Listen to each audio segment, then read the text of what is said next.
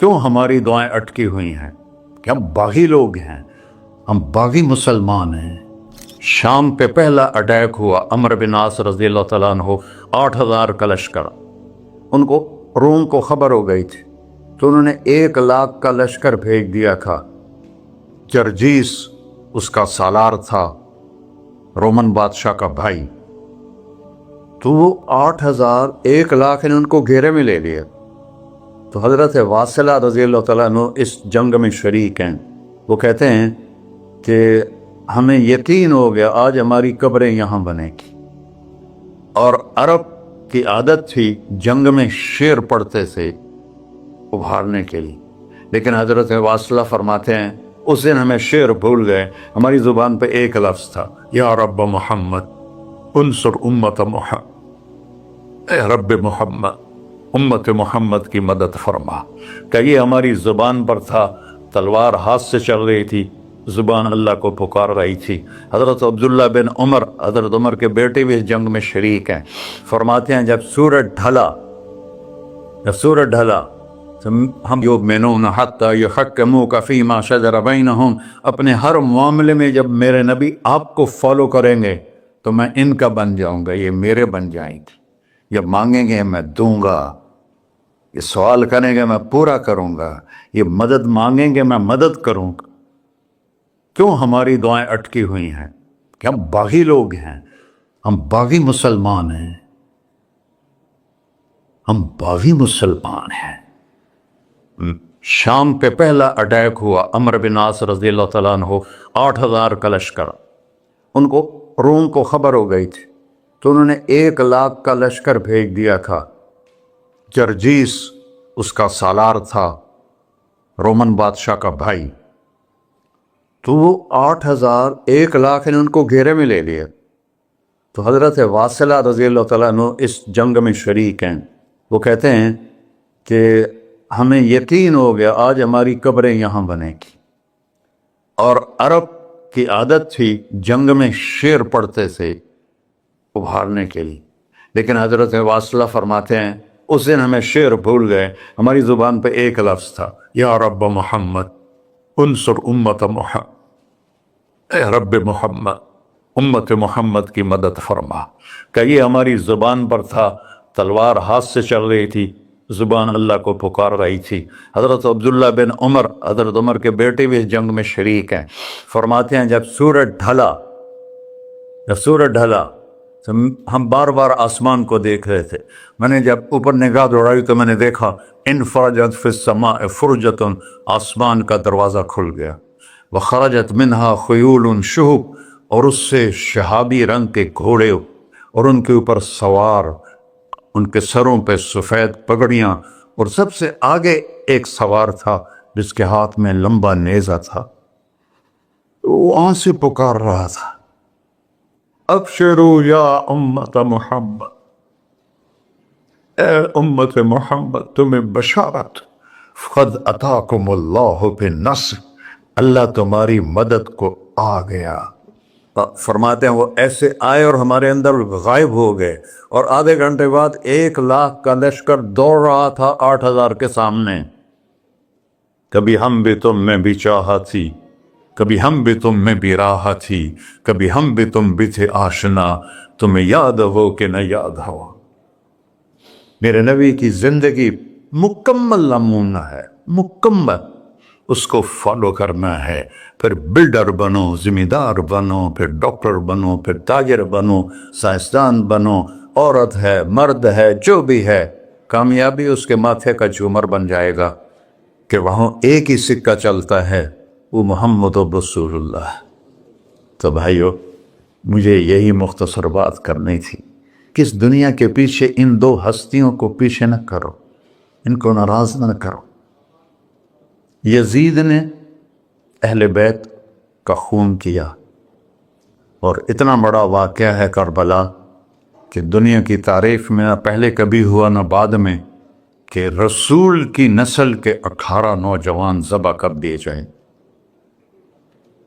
یزید 90 لاکھ مربع میل پہ حکومت، 90 لاکھ مربع میل، ٹھیک، 42 سال کی عمر میں مر گیا۔ اس کا بیٹا معاویہ بن یزید رحمۃ اللہ علیہ 22 سال کی عمر میں تخت پر بیٹھا. باپ نے 3 بر اعظم میں حکومت پھیلائی ہوئی ہے. دادا نے پھیلائی تھی، باپ نے اس کو بڑھایا. یزید کے زمانے میں بھی فتوحات ہوئی.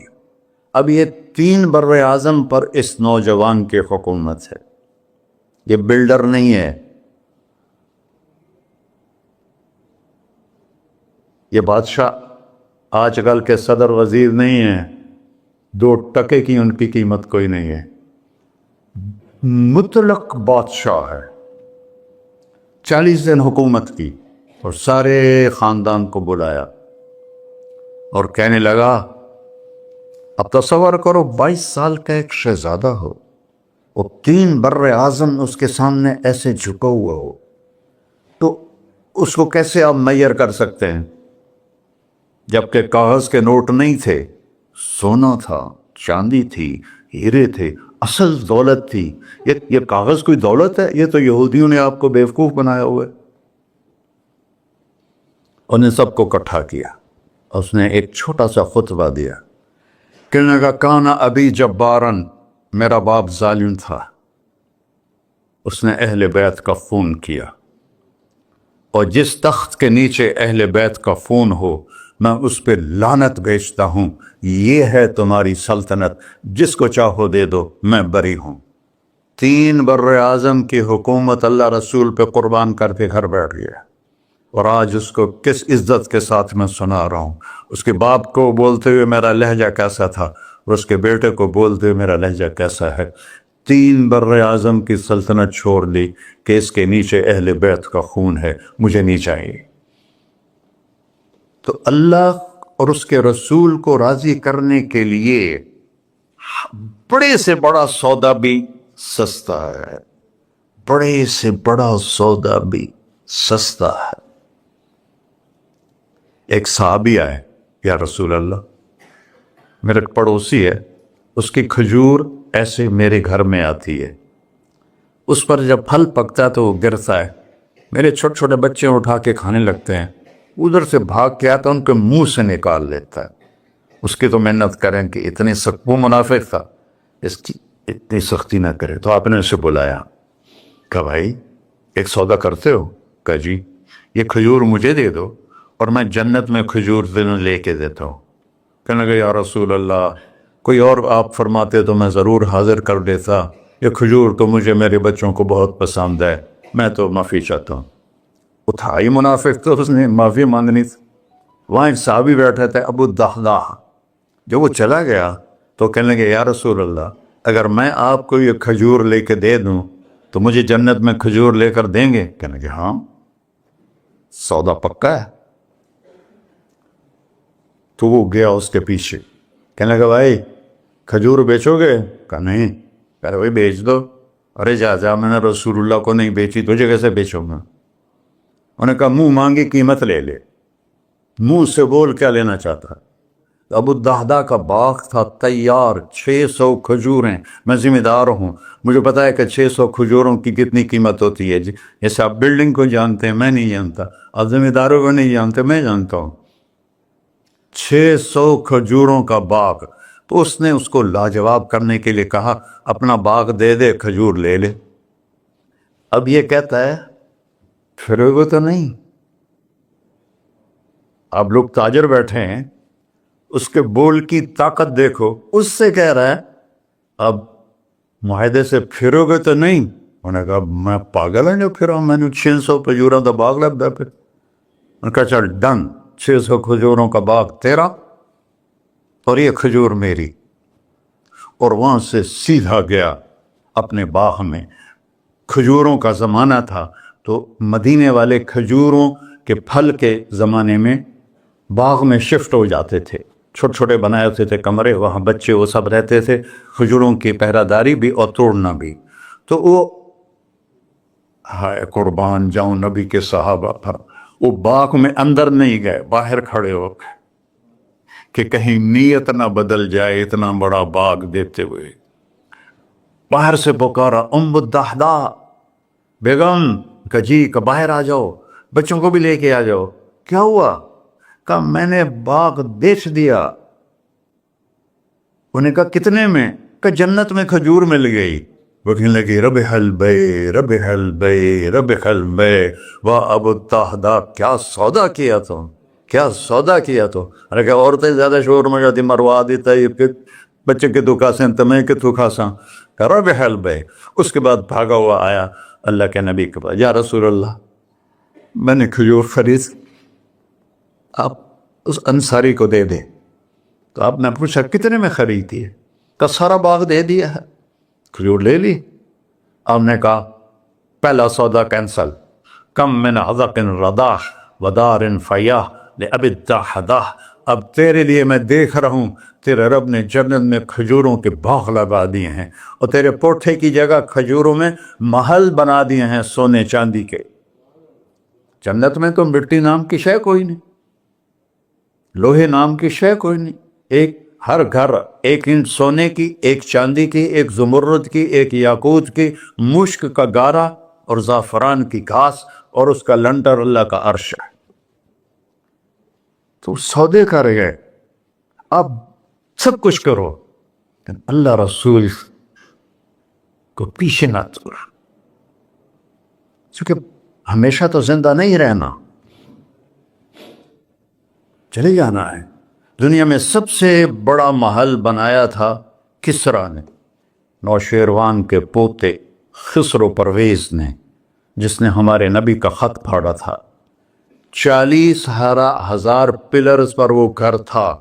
آپ لوگ بلڈروں اسکوائر فٹ لگاؤ، 40,000 ستونوں پر وہ گھر کھڑا تھا اور وہ اس کے اوپر سارا سونا ہیرے جواہر 40,000 پلر پر تھے اور اس کے 500 بڑے بڑے گنبد تھے اور سب سے بڑے گنبد میں 1,000 سونے کے فانوس تھے اور اس میں ایک رات میں 9 من تیل جل جاتا تھا صرف ایک رات کے لیے اس کو. اور 3,000 باندیاں تھیں، 6,000 نوکر تھے صفائی کے لیے، 12,000 سپاہی تھے اس کی حفاظت کے لیے. لیکن وہ چند سال بھی نہ رہ سکا کہ پلٹا کھایا حالات نے اور رومن امپائر کیسر نے آ کر اسے شکست دی. نینوا میں ہمارے نبی کے خط پھاڑنے کے بعد آپ نے فرمایا تھا کسریٰ نے اپنا ملک پھاڑ دیا. تو وہ آیا، وہ شکست کھائی کسریٰ نے اور بھاگ گیا. اس نے سارے محل کو آگ لگایا، مٹی کا ڈھیر بنایا. اور مسلمانوں میں سب سے بڑا محل بنایا اندلس کے بادشاہ عبد الرحمن نے الثالث نے. 4,316 پلر پر تھا وہ گھر اور پورے یورپ میں اس کی دھاک تھی. ہر طرف سے ہیرے آ رہے ہیں، موتی آ رہے ہیں، جواہر آ رہے ہیں. پورے پلر، پوری چھت سونے سے بنی تھی اور پورے پلروں پر ہیرے جواہرات تھے. اور باہر ایک بڑا تالاب تھا، کس کا؟ پارے کا، پانی کا نہیں، پارے کا. اس میں کیا کرشمہ تھا؟ اس کو اس اینگل سے انجینئرز نے بنایا تھا کہ سورج کی شعائیں جب پارے پر پڑتی تھیں تو پارا تو ہلتا ہے، کھڑا نہیں رہتا، تو شعائیں ایسے ایسے ڈانس کرتے کرتے کرتے محل پہ پڑتی تھیں تو لگتا تھا پورا محل رقص کر رہا ہے. اب میں وہاں گیا تو ایک کوٹھے کے سوا وہاں کچھ بھی نہیں تھا، وہ بھی کوٹھے کی چھت نیچے گری ہوئی تھی. تو آپ لوگوں کو دیکھو، ہمارے نبی پہ قربان جائے، انہوں نے ہمیں کیسی پیاری زندگی دی. وضو سے پہلے ایک دعا سکھائی ہمارے نبی نے. ہم 5 دفعہ تو کم از کم کرتے ہیں وضو کہ اللہم اغفر لی ذنبی ووسع لی فی داری وبارک لی فی رزقی. دنیا بھی جوڑ دی، آخرت بھی. یار میرے کو معاف فرما، مجھے بڑا گھر دے، مجھے کھلا گھر دے، مجھے کھلا کر دے اور میرے رزق میں برکت دے.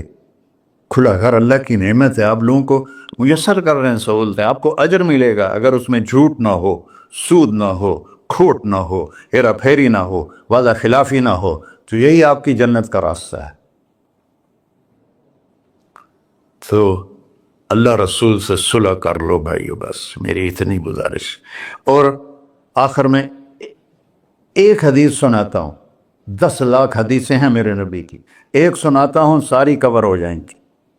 ایک تو ہے فرض، نماز نہیں چھوڑنا، روزہ نہیں چھوڑنا، زکوٰۃ نہیں چھوڑنا، حج فرض ہے نہیں چھوڑنا. اس کے بعد میرے نبی نے کہا 4 چیزیں مجھ سے لے، 5 میں نہیں کہیں. کہ 4 باتیں مجھ سے لے لو، صرف 4 باتیں مجھ سے لے لو، دنیا بھی تمہاری ہے، آخرت بھی تمہاری۔ سبحان اللہ۔ اور اس سے زیادہ کیا آسانی دے میرا نبی؟ اتنے 100 نفل پڑھو ہوتے، اتنے عمرے کرو ہوتے، اتنے حج کرو ہوتے، اتنی تہجد پڑھو ہوتے، تو سارے مر گئے آج سے۔ کہ 4 باتیں لے لو، دنیا میں بھی مزہ رہے گا، آخرت میں۔ پہلی بات کیا ہے؟ صدق و حدیث، ہر معاملے میں سچ بولنا، جھوٹ نہ بول۔ ایک صحابی نے پوچھا یا رسول اللہ مسلمان بزدل ہو سکتا ہے؟ اب نے کہا کنجوس ہو سکتا ہے؟ اب نے کہا جھوٹ بول سکتا ہے؟ کہ نہیں، جھوٹ نہیں بول سکتا، سچ بول، سچ کی قیمت ادا کرو۔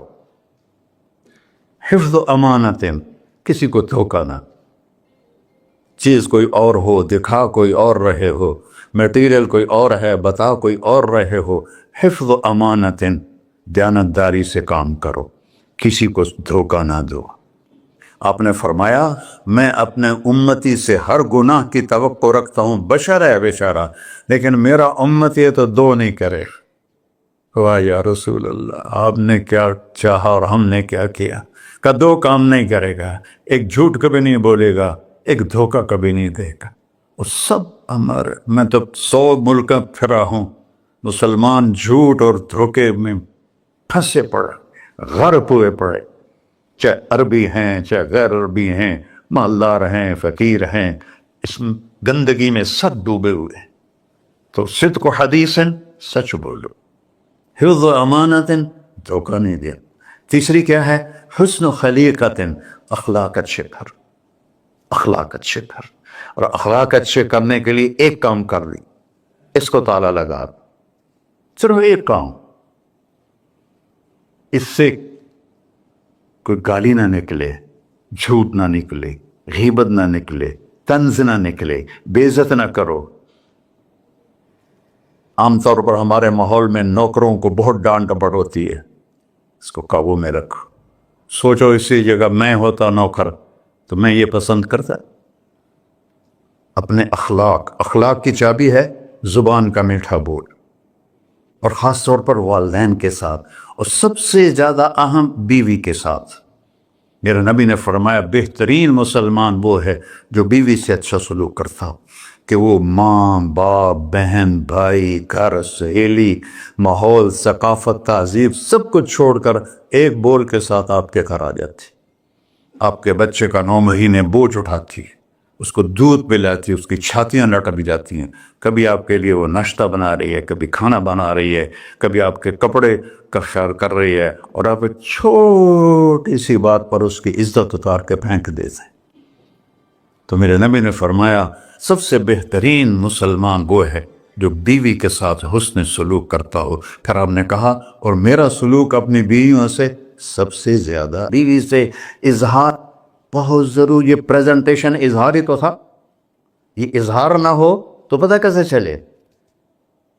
اپنے ماں کے پاؤں چومو، باپ کا ماتھا چومو، ان کے آگے نوکر بن کے کھڑے ہو، بیوی سے کہو مجھے تم سے بہت پیار ہے، وہ اچھا کپڑا پہنے تعریف کرو، اچھا کھانا بنائے تعریف کرو۔ انسان بھوکا ہے اس چیز کا، میرے نبی سے بڑھ کر کوئی ہو سکتا ہے؟ آپ حضرت عائشہ سے فرما رہے ہیں، چونکہ حضرت عائشہ کماری بھی تھی، چھوٹی بھی تھی۔ حضرت عائشہ جس نے اللہ کو دیکھا ہو اس کے لیے عورت کوئی چیز نہیں ہے۔ ایک حدیث سناتا ہوں، مالی فی النساء من رغبہ، مجھے عورتوں کی کوئی رغبت نہیں، اللہ کو دیکھنے کے بعد کس چیز کی رغبت؟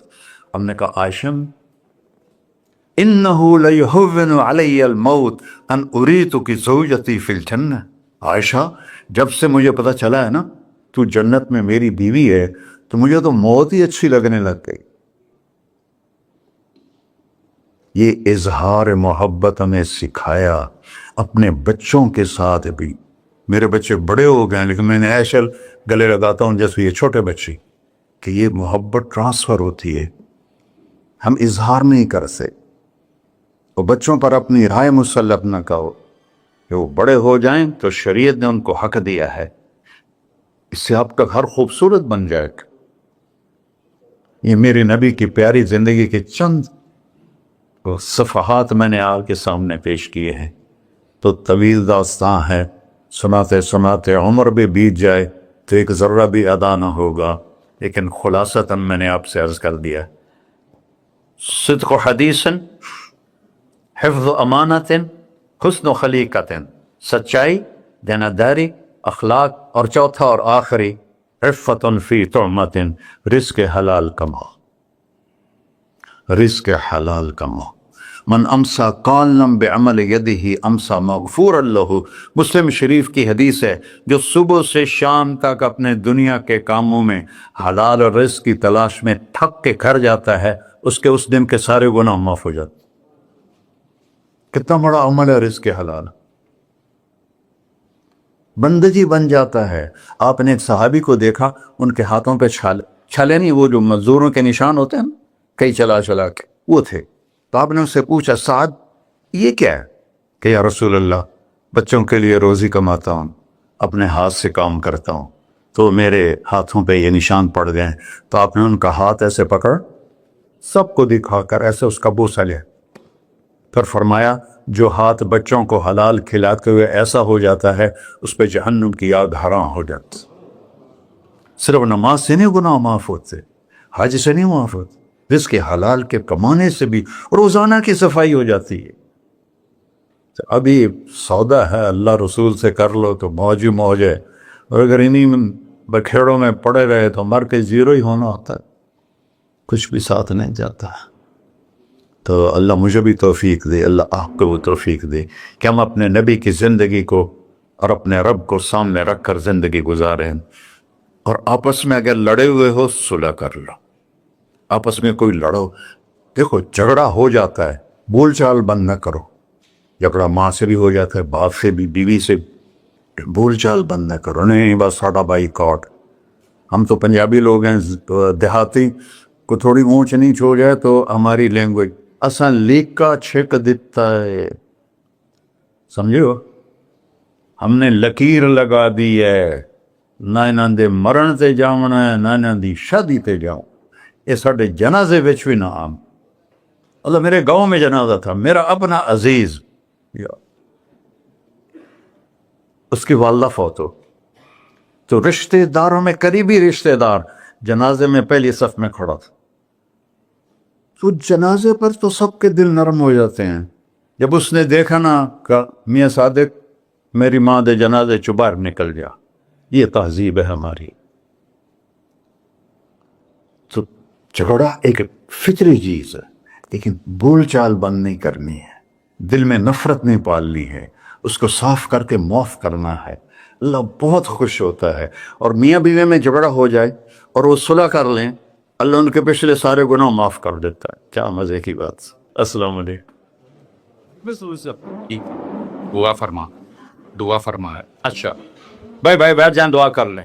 انت اہلہ وصلی علی محمد کما انت اہلہ وفعل بنا ما انت اہلہ انک اہل التقوی و اہل المغفرہ۔ یا تا یہ سارے دوست احباب تیری محبت میں آئے ہیں، ہم سب نے تیرے نام کو زندہ کیا ہے، ہماری یہ محفل قبول فرما اور ہماری یہ مجلس قبول فرما، اور یا اللہ جو کچھ کہا ہے اس کے مطابق ہماری زندگی بنا دے۔ اور یا اللہ جو ہم نے نیت کی ہے کہ غزہ کے مسلمانوں کو گھر دینا ہے، چھت دینی ہے، ان سب کو، یہ کسی ایک آدمی کے بس کا کام نہیں ہے، یہ سارے مل کر کریں، ہم بھی کریں، اس کی ہمیں توفیق نصیب فرما۔ تیری نبی کا فرمان ہے، جو میری امت کی دنیا کا خیال نہیں کرتا وہ مجھ سے نہیں ہے، اور اس وقت سب سے محتاج امت غزہ کے اہل ایمان ہے۔ تو یا اللہ ان سارے بھائیوں کو ہمت دے، توفیق دے، ہمیں وہاں تک پہنچانے کا وسیلہ تو نے بنایا ہوا ہے، ہمیں یہ امانتیں ان تک پہنچانے کی توفیق دے، ان کے کاموں میں برکت دے، ان کے قرضوں کو اتار دے، ان کو سود سے بچا دے، ان کو دیانتداری نصیب فرما، شفافیت نصیب فرما، مرتے وقت ہم سب کو کلمہ نصیب فرما۔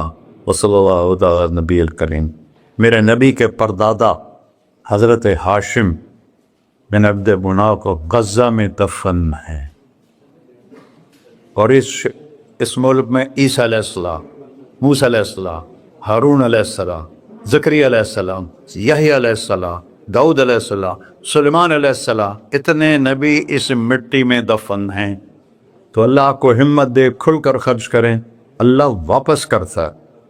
بار بار آسمان کو دیکھ رہے تھے، میں نے جب اوپر نگاہ دوڑائی تو میں نے دیکھا انفرجت فی السماء فرجۃ، آسمان کا دروازہ کھل گیا، وخرجت منہا خیول شہب، اور اس سے شہابی رنگ کے گھوڑے اور ان کے اوپر سوار، ان کے سروں پہ سفید پگڑیاں، اور سب سے آگے ایک سوار تھا جس کے ہاتھ میں لمبا نیزہ تھا، وہ وہاں سے پکار رہا تھا، ابشروا یا امت محمد، اے امت محمد تمہیں بشارت، قد اتاکم اللہ بالنصر، اللہ تمہاری مدد کو آ گیا۔